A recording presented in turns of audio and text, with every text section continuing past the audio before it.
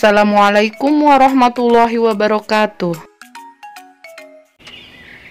Doa sebelum belajar.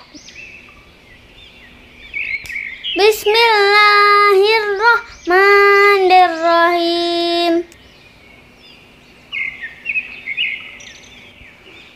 Raditu billahi rabba wa bil islami dina wa bi muhammadin nabiyya wa rasulah. Rabbi zidni ilman warzuqni fahman. Artinya,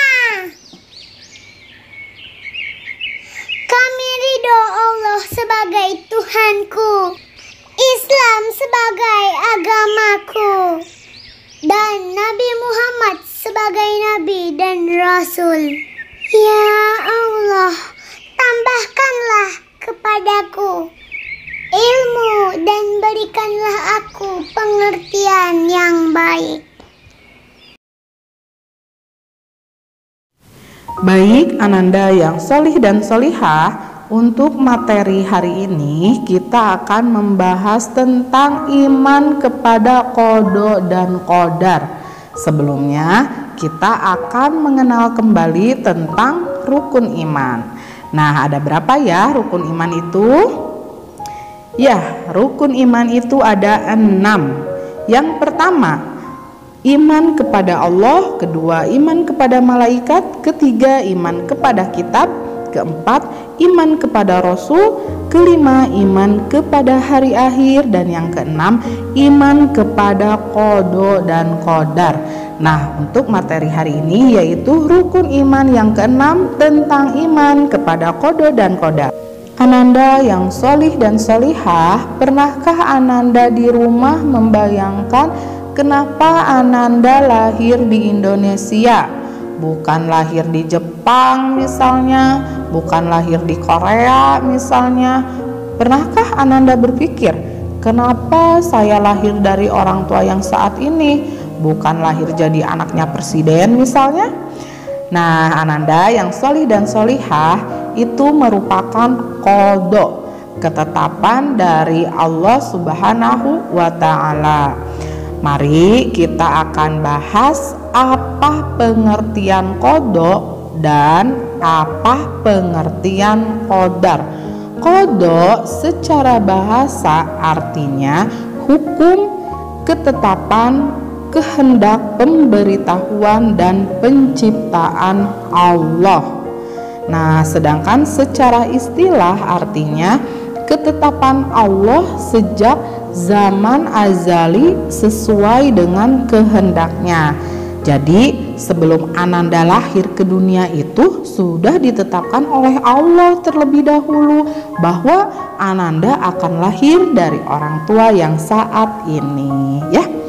Nah, lalu selanjutnya yaitu pengertian dari qadar. Qadar secara bahasa artinya kepastian, peraturan dan ukuran, sedangkan secara istilah adalah perwujudan dari qada atau ketetapan Allah. Nah, sekarang iman kepada qada dan qadar yaitu meyakini dengan sepenuh hati bahwa semua yang terjadi atas makhluk ini, diri ini, Ananda merupakan ketentuan, ketetapan dan kehendak Allah. Ya, lalu apa hubungan qada dan qadar? Nah, hubungan qada dan qadar merupakan ibaratkan seperti rencana.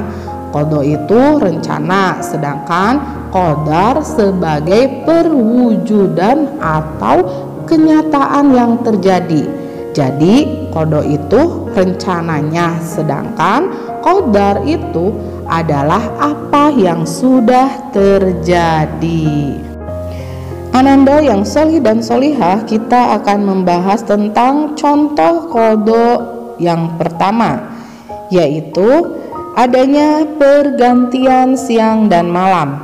Siang dan malam merupakan ketentuan dari Allah Subhanahu wa Ta'ala. Lalu selanjutnya yang kedua ialah adanya kematian dari setiap makhluk yang bernyawa. Setiap yang bernyawa pasti akan mengalami kematian. Namun kapan dan di mana seseorang itu mati, tidak ada orang yang mengetahuinya kecuali Allah. Yang ketiga adalah perputaran bumi, bulan, dan planet pada porosnya. Nah, lalu selanjutnya yang keempat, matahari terbit dari timur dan tenggelam di barat, ya. Itulah ananda semuanya contoh dari qada Allah Subhanahu wa Ta'ala.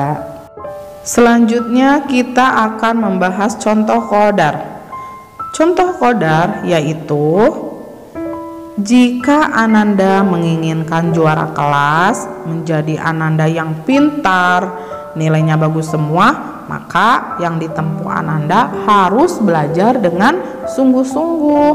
Tidak ada orang yang bermalas-malasan tidak mau belajar nilainya jadi bagus. Maka menginginkan nilai yang bagus harus belajar dengan sungguh-sungguh.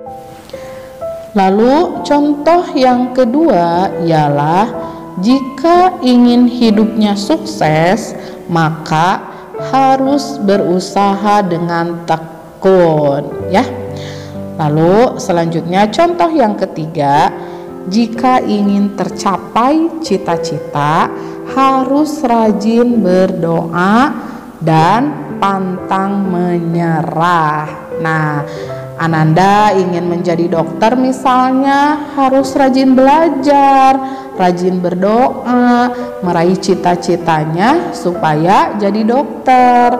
Ingin jadi desainer misalnya, ingin jadi guru misalnya, maka cita-cita itu harus diiringi dengan rajin berdoa dan pantang menyerah, ya. Contoh selanjutnya, jika ananda ingin menjadi penghafal Al-Quran, hafiz Al-Quran, harus rajin murojaah, harus serius. Ananda yang solih dan solihah, demikianlah beberapa contoh dari qadar. Selanjutnya, qadar disebut dengan takdir. Qadar itu disebut takdir, ya. Lalu pembagian takdir dibagi menjadi dua, takdir mubram dan takdir mu'alaq. Nah, lalu apa itu takdir mubram? Takdir mubram adalah takdir yang tidak bisa berubah. Nah, contohnya nih, lahir dari suku apa? Nih, ananda misalnya pengen lahir dari suku Jawa, nggak bisa. Karena ananda sudah terjadi lahir dari suku Sunda. Orang tuanya dari siapa? Nggak bisa milih, ya. Jenis kelaminnya apa? Kematian dan lain sebagainya. Itulah contoh dari takdir mubram. Lalu selanjutnya contoh dari takdir mu'alaq. Namun sebelumnya takdir mu'alaq itu apa? Takdir mu'alaq itu ialah takdir yang dapat dirubah dengan ikhtiar dan doa. Ikhtiar itu apa?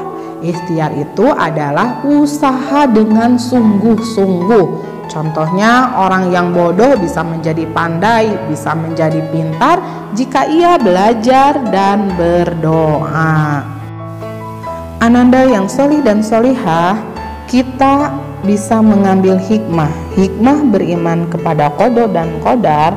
Yang pertama, menumbuhkan kesadaran dan keyakinan bahwa keputusan berada di tangan Allah. Yang kedua, meningkatkan ketakwaan. Yang ketiga, sabar dalam menghadapi cobaan dan ujian. Yang keempat, mendorong manusia untuk berikhtiar dan berdoa. Lalu yang kelima, ya, tidak mudah putus asa. Nah, kemudian bagaimana sikap kita sebagai seorang muslim yang beriman kepada qada dan qadar? Harus yang pertama sabar dalam menghadapi ujian dari Allah. Yang kedua, jangan putus asa dalam menerima ketentuan Allah. Dan yang ketiga, mendorong manusia untuk berikhtiar dan berdoa dalam meraih cita-cita.